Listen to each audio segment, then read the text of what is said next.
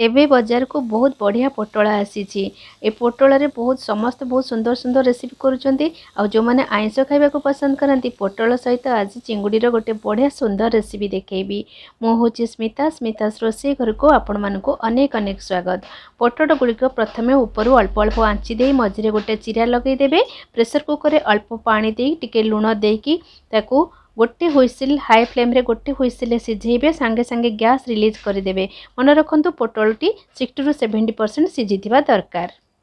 चिंगुड़ी माछ परिष्कार करी धोई लुण हलदी गोलेकी मुझे भाजी मोर पोटल हिसाब से चिंगुड़ीर साइज नहीं टिके लंका गुंड आ गरम मसला गुंड देखु आपण से पोटल साइज देखी से भाव में चिंगुड़ी नेबे और जितेटा पोटल जदि मीडियम साइज तार से चिंगुड़ी लगे आदि छोट साइज चिंगुड़ी थी ताला दीटा लेखा चिंगुड़ी लगे।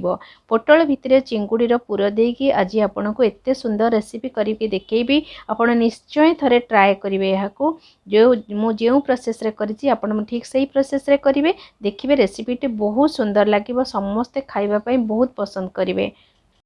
पोटल रे जेहेतु मंजी थाए छोट पिला खाइबा को पसंद करंतिनी किंतु एई रेसिपीटी समस्त को भल लागिबो। तापरे नै जाईची 4 चम्मच बेसन गोटे चम्मच मैदा नेची टिके लंका गुंड पकई ताकू गोलेकी किछि समय पई रखी देइथिली। वर्तमान हमर पोटल आ चिंगुड़ी रेडी। तापरे एठी कड़ाई रे मु सोरिष तेल नहीं जाइछि। सोरिष तेल रे कले रेसिपीटे बहुत भल लागिबो।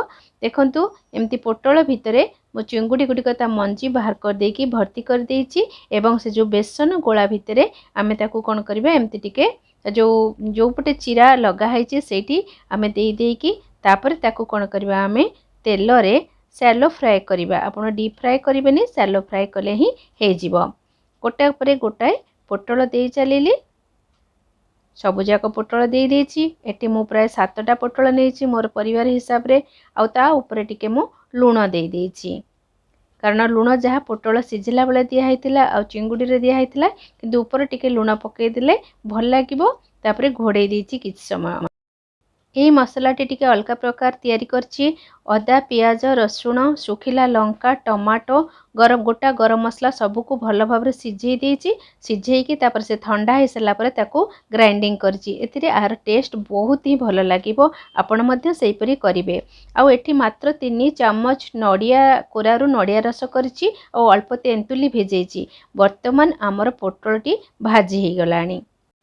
से तेल रे पुणी मु टिके जीरा फुटई देली एवं से जो मसला करके रखी से मसला को दे देली। एई मसला आपणकर एई रेसिपीटी को बहुत ही स्वादिया करिथाए। तापर जेमति कि गुंड मसला जेमति काश्मीरी लंका पाउडर खाली लंका पाउडर और टिके चिकन मसला और हल्दी गुंड दे देछि।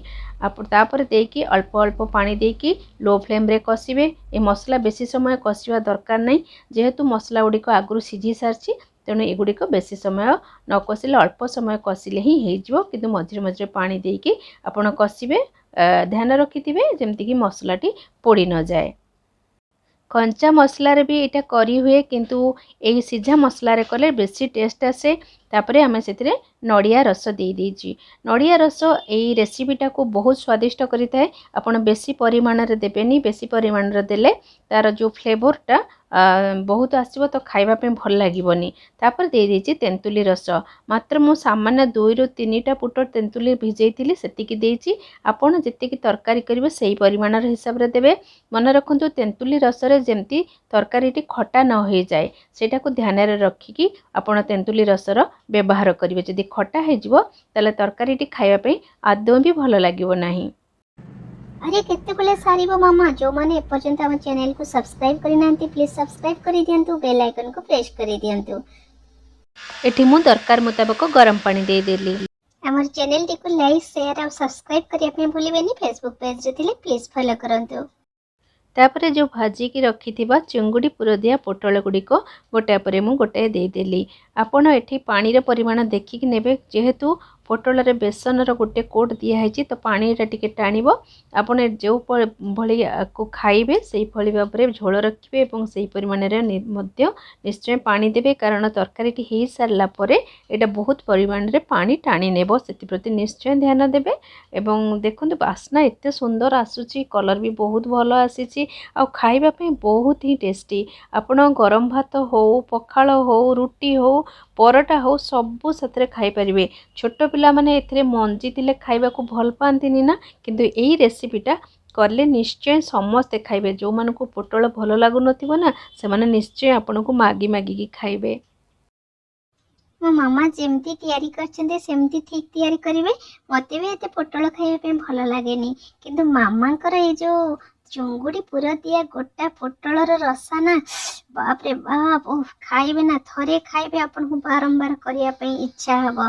ନିଶ୍ଚୟ ଟ୍ରାଏ କରିବେ ଏବଂ କମେଣ୍ଟ ବକ୍ସରେ ଲେଖିକି ଜଣାଇବେ। ଆଉ ବହୁତ ସାରି ମାତ୍ରାରେ ସେୟାର କରିବେ ଆଉ ଟିକେ ଲାଇକ୍ କରିଦେବେ। ଆଉ ଥରେ କହି ରଖୁଛି, ପୋଟଳ ଗୁଡ଼ିକୁ ଯେତେବେଳେ ସିଝେଇବେ ପ୍ରେସର କୁକରରେ ହାଇ ଫ୍ଲେମ୍ରେ ଗୋଟେ ହୁଇସିଲ୍ ଦେଇକି ସାଙ୍ଗେ ସାଙ୍ଗେ ଗ୍ୟାସ୍ ବାହାର କରିଦେବେ। ପୋଟଳଟିକୁ 60 ରୁ 70% ସିଝେଇବେ। ନଡ଼ିଆର ରସ, ତେନ୍ତୁଳିର ରସ ବହୁତ କମ୍ ବ୍ୟବହାର କରିବେ। ମସଲା ଗୁଡ଼ିକୁ ପ୍ରଥମେ ସିଝେଇ ତାପରେ ତାକୁ ଗ୍ରାଇଣ୍ଡିଙ୍ଗ କରିକି ତରକାରୀଟିକୁ ତିଆରି କରିବେ। ଦେଖିବେ ଆର ସ୍ୱାଦ କେତେ ହିଁ ଭଲ ଲାଗିବ। ନିଜେ ଖାଆନ୍ତୁ, ପରିବାରର ଏବଂ ବନ୍ଧୁବାନ୍ଧବର ଅନ୍ୟ ସମସ୍ତଙ୍କୁ ଖୁଆନ୍ତୁ।